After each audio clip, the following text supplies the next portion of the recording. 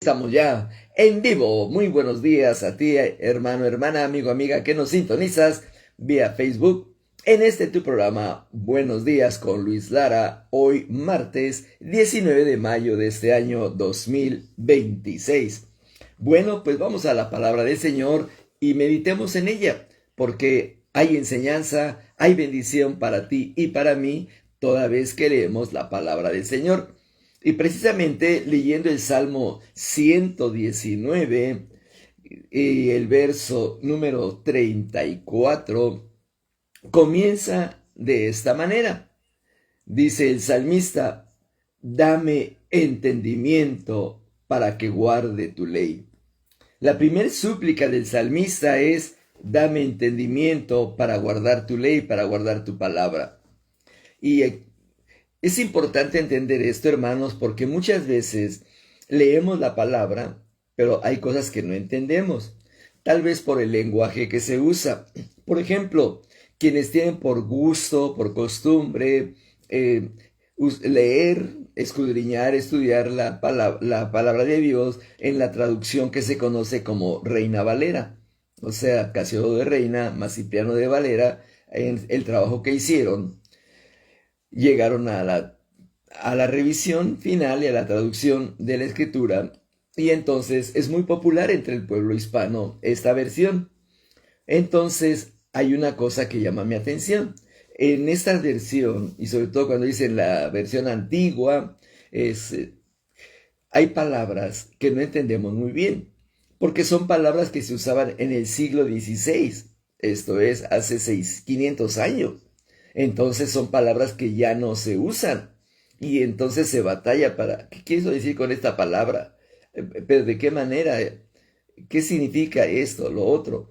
Entonces hay cierta confusión y entonces en esa confusión torcemos, tergiversamos el entendimiento de la palabra. Entonces el salmista, creo que nos queda muy bien esta lectura para decirle: Señor, yo, un simple creyente, un simple cristiano que te ama, que busca servirte, Señor, y que lee tu palabra, dame por favor entendimiento, pues para entenderla y para guardarla. Sí, ¿qué tengo que hacer, Señor? Dame entendimiento. Y cuando dice guardar tu palabra es obedecer a la palabra. Dame entendimiento para obedecer a tu palabra. Y entonces, cuando yo voy leyendo, por ejemplo, los proverbios, los salmos o algún escritor, ya sea en el tiempo de los patriarcas, de los jueces o los reyes, de los profetas, o cuando se escribe el Evangelio de Jesucristo, poder entenderla, pero ponerla por obra, aplicarla. Entonces, de forma tal que pueda yo aplicarla a mi diario vivir, sí, guardarla y aplicarla a mi diario vivir. Por ejemplo, cuando dice: por nada estén afanosos.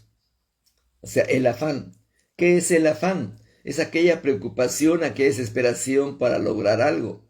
Vamos a pensar que alguien quiere comprar un automóvil.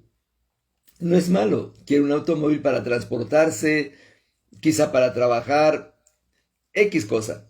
Bueno, querer tener un automóvil, repito, no es malo. Entonces, pero cae en una sesión que se llama afán y empieza a trabajar más tiempo, y se descuida físicamente por andar trabajando, no come igual, no duerme igual, no descansa igual, descuida a su familia, no convive con ellos porque tiene que ir a trabajar. Voy a trabajar, tengo que juntar dinero. Está afanado en juntar dinero para comprar ese carro. Vamos a pensar, hay una celebración familiar, una reunión familiar, y le dice: mira, vamos a tener esta reunión familiar tal día, tal hora. Y él dice: sí, ahí voy a estar. Y no llega. ¿Y dónde estabas? ¿Por qué no llegaste? Andaba trabajando. Y se pierde reuniones familiares. Tal vez alguien se enferma. Oye, tu hijo, tu esposa está enfermo. Ah, sí, voy a trabajar, voy a comprar medicina. O sea, descuida esa relación familiar porque está afanado en trabajar para juntar dinero para comprar ese automóvil. Otras veces, dentro de ese afán, por ejemplo, empieza a trabajar el día y la hora en que hay servicio en la iglesia donde se congrega. Pero como está tan afanado, ya no va al servicio, ya no va. ya no asiste. ¿Y qué sucede? Ese afán por juntar ese dinero y comprar el automóvil le está llevando a que espiritualmente se enfríe, se desanime. Entonces, por eso dice el salmista, dame entendimiento para guardar tu palabra, para saber, en este caso, el ejemplo que estoy dando, me quiero comprar un automóvil, es bueno, sé que tiene beneficios el que me compre el automóvil, estamos de acuerdo. Ahora, voy a guardar tu palabra. ¿Qué significa esto? Voy a seguir trabajando, voy a hacer un análisis, qué gastos debo de cortar, dónde debo de ahorrar para comprar ese automóvil. O tal vez sí trabaje horas extras, pero sin descuidar mi salud, sin descuidar a mi familia y sobre todo sin descuidar mi relación con el Señor, mi asistencia a los servicios. Entonces, por eso el salmista pide sabiduría para, repito, saber guardar la palabra del Señor y no irse a extremos. Por ejemplo, voy a poner otro ejemplo, cuando dice la Escritura, sean blancas tus vestiduras. Hay personas que al no entenderlo, andan todos los días de blanco. Sí, todos los días el hombre, pantalón blanco, camisa blanca, zapatos blancos, calcetines blancos, todo blanco. Han malentendido que cuando dice la Escritura que sean blancas tus vestiduras en todo tiempo, se está refiriendo a nuestras acciones. Que nuestras acciones sean limpias, claras, que no nos avergoncemos de lo que hacemos, que quien nos vea en el trabajo, en la escuela, en la tienda, en el mercado, donde sea, nos vea y diga, no tengo de qué acusar a esta persona, porque sus vestiduras son blancas, sus acciones son sanas, son buenas, son limpias. Entonces por eso el salmista está pidiendo ese entendimiento para saber guardar la palabra. Luego entonces dice, y que la cumpla de todo corazón. Sí, cumplir la palabra, obedecer a la palabra desde lo más íntimo de mi ser, con gozo, con alegría. Cumplir la palabra del Señor, no como una carga, no porque me obligan a hacerlo. Es que si no lo hago el pastor se va a enojar, si no lo hago mi esposo se va a enojar, si no lo hago mi papá me va a regañar. Nada de eso. Que de lo íntimo de mi ser haya esa alegría y ese gozo de cumplir con la palabra del Señor. Voy a poner otro ejemplo, que lo haga de corazón. Hay un ejemplo muy claro y pasa, por ejemplo, en el tiempo de la ofrenda y el diezmo. Hay personas que cuando en el servicio se anuncia es el tiempo de la ofrenda, es el tiempo de honrar a Dios, es el tiempo de traer nuestros diezmos al alfolí. Hay gente que lo hace sin ganas, así, muy obligadamente lo hacen y ahí pasan y muchos en lugar de dar una ofrenda, ahí avientan una moneda, un billete, ahí como caiga, nada más para que vean que sí pasó a ofrendar, pero no lo están haciendo de corazón, no lo están sintiendo en ellos. La pregunta es, ¿recibirá el Señor esa ofrenda? No. Entonces por eso el salmista está clamando por entendimiento para guardar la palabra y saber hacerlo con todo el agrado, el gusto que hay dentro de él. Y eso aplica a nosotros, hermano. ¿Sí? Son mensajes sencillos que yo comparto cada mañana, pero que nos ayuden a reflexionar y a buscar mejor la presencia del Señor y también tratar de obedecer a su palabra y agradar al Señor. Porque eso nos lleva a un crecimiento y a una madurez espiritual. Ahora, dice entonces en el verso 35 del Salmo 119, hazme andar por la senda de tus mandamientos. Aquí hay una petición muy bonita. Hazme andar. O sea, tú, Señor, motívame y si es necesario, oblígame a andar por la senda de tus mandamientos. ¿Qué significa? Señor, quiero caminar de forma tal que mi conducta, mi diario vivir, camine conforme a la instrucción de tu palabra.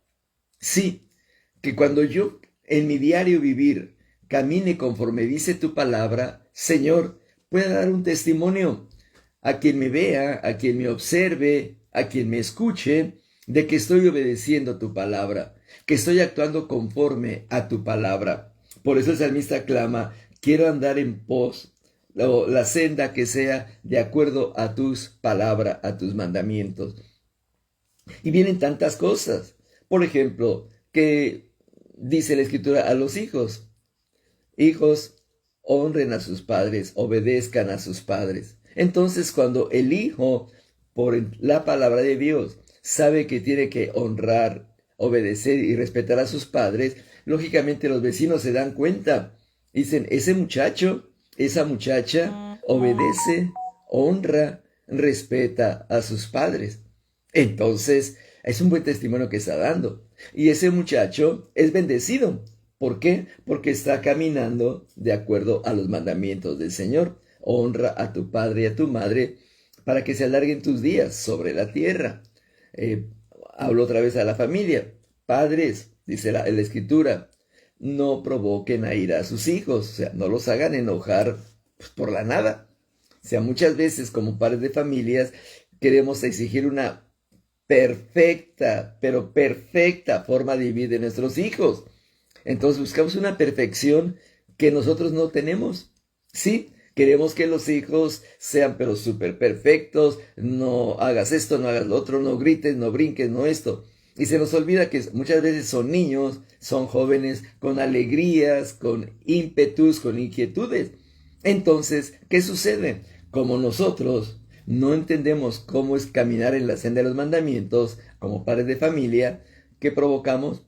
Provocamos malestar en nuestros hijos. Entonces, cuando leo la palabra, voy a aprender cómo relacionarme con mis hijos, cómo platicar con ellos, cómo decirles qué y qué no hacer conforme a la palabra del Señor. Que no todos son regaños, no todos son gritos, sino tengo que aprender la senda de los mandamientos del Señor, el caminar con el Señor. ¿Por qué? Dice el salmista: porque en ella me deleito. Sí, es cierto, la palabra de Dios es bendición. Cuando leemos la palabra, ¡ay, qué bonito dice aquí, Señor! ¡Qué consejo tan bonito! De repente leemos tal vez a Ezequiel: ¡ay, Señor, qué fuerte hablas aquí! ¡Qué fuerte está hablando el profeta en este momento! Pero nos hace reflexionar en que todo lo que dice la palabra del Señor es para nuestro bien, para que tengamos una sana y una buena relación con el Señor. Entonces, ¿qué dice el salmista? Muy interesante: me deleito en tu palabra, me deleito en leer tu palabra, me deleito en ella.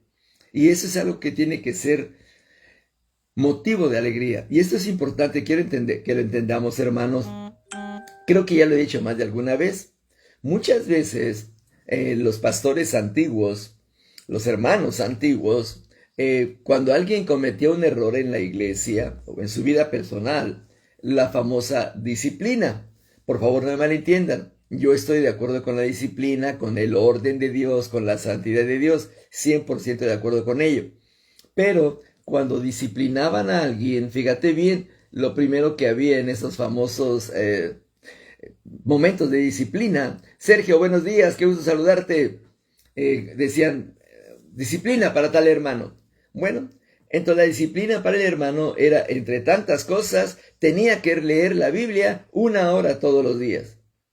Entonces tenía que sentarse donde la esposa o el esposo o el papá, la mamá lo vieran que está leyendo la Biblia por 1 hora.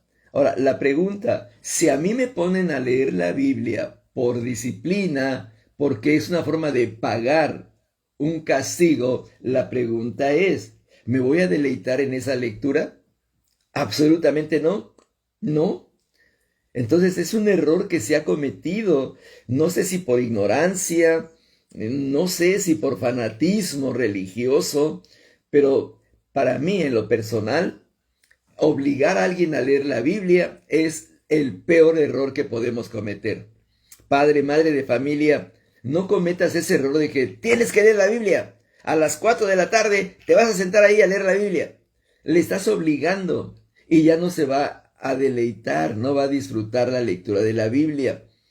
Pero entonces, ¿cómo le hago para que mis hijos lean la Biblia? Muy sencillo. Hijo, mira, que tú mismo empieza por ti.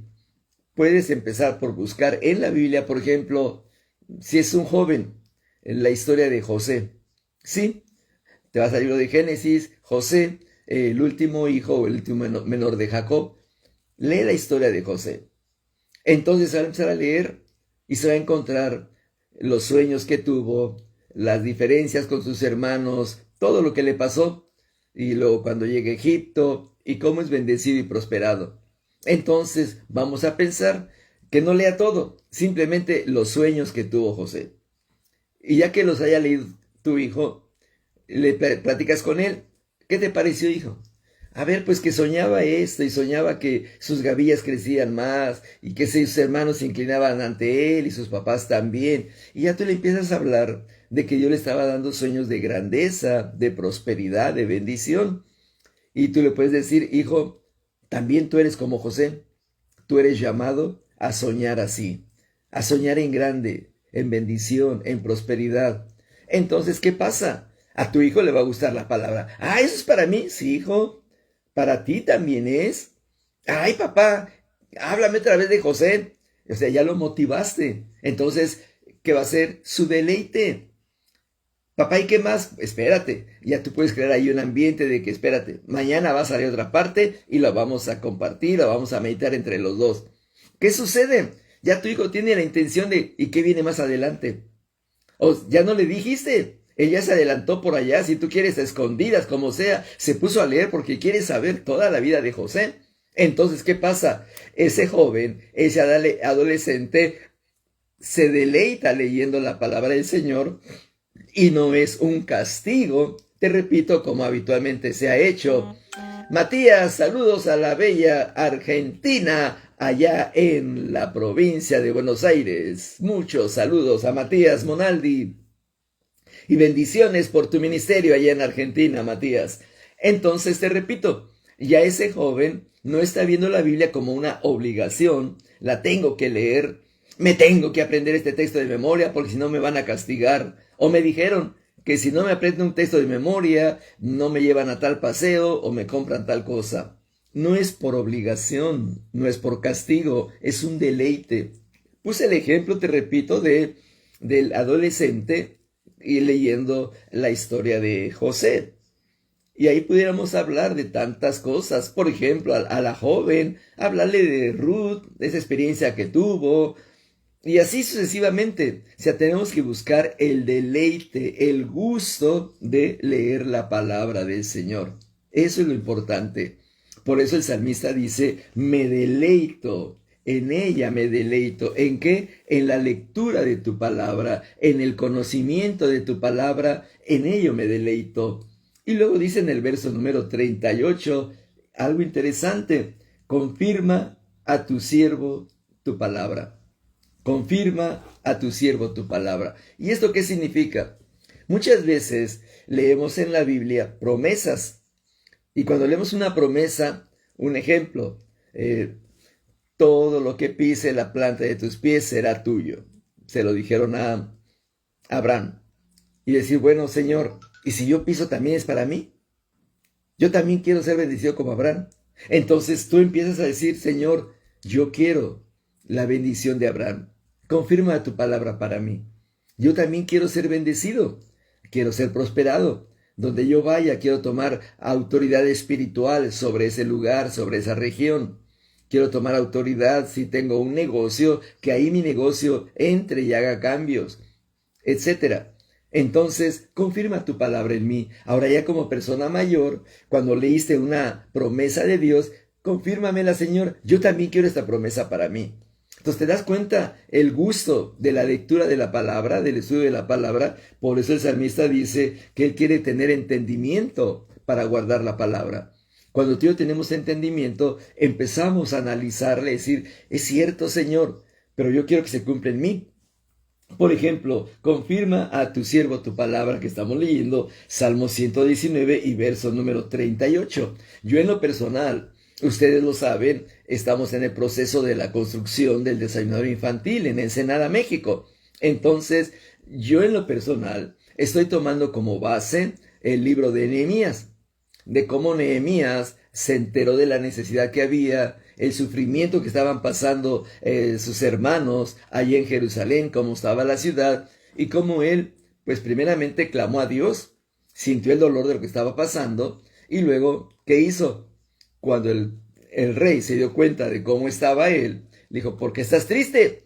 Y entonces dijo, Señor, tengo un problema. Y ya le platicó y cómo Dios fue proveyéndole para llegar allá. Y luego todas las pruebas que pasó, todas las pruebas, los ataques, las luchas, el desaliento, las divisiones aún entre el pueblo de Israel, todo eso. Entonces cuando yo lo estoy leyendo, yo le digo, Señor, confirma tu palabra a mí, a Luis Lara. ¿Por qué? Porque es prácticamente cuando tú quieres construir algo, te vas a encontrar con la misma situación de Nehemías. Vamos a pensar, quieres construir un negocio, empezar una empresa, y empiezas, consigues dinero, compras herramienta, compras equipo, según lo que vas a hacer. Pero nunca falta quien te quiere estorbar, igual que le pasó a Nehemías. Te quieren estorbar, no vas a poder, tú no sabes de este negocio, quién te dijo que es para ti, y empiezan a atacarte, igual que a Nehemías.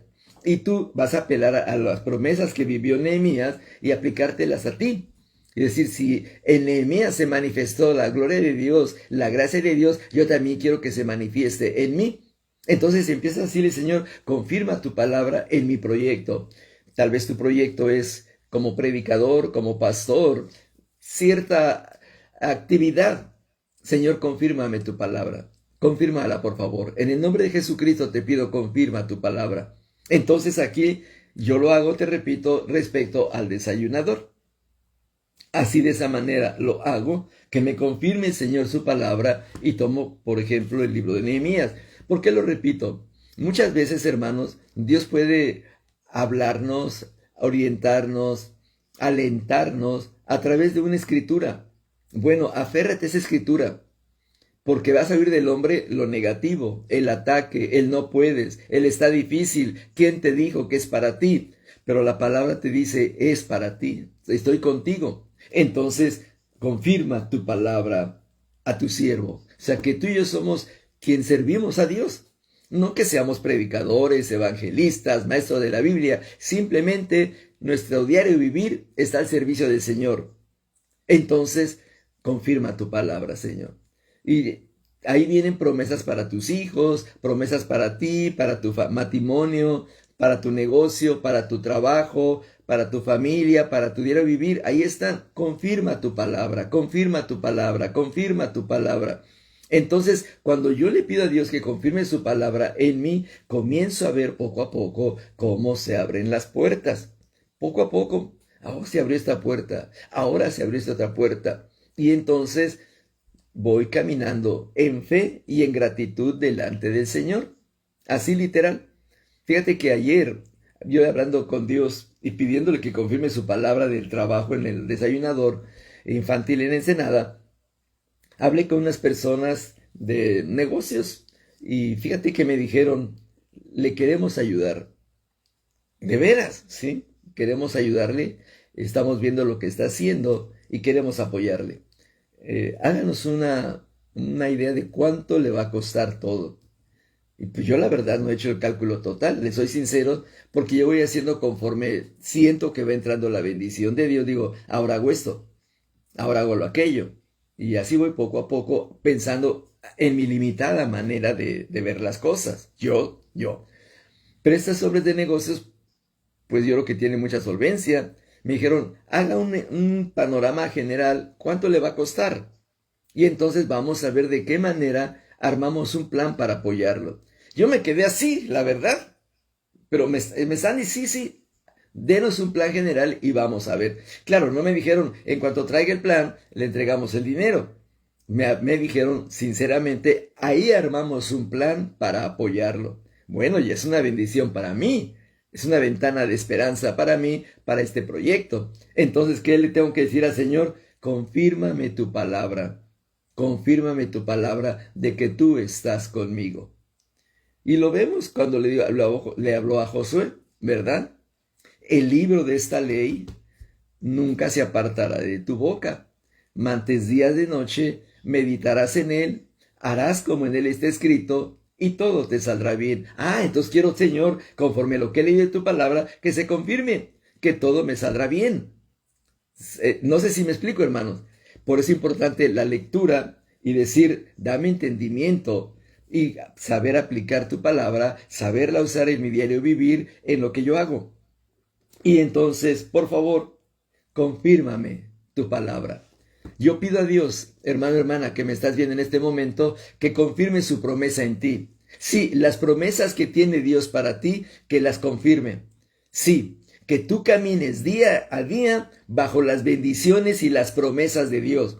En tu trabajo, en tu negocio, en tu familia, en tu persona, en tu salud, en tus finanzas, en tu ministerio, que se confirme la palabra de Dios en tu vida. Lo confieso para ti, en el nombre de Jesucristo nuestro Dios.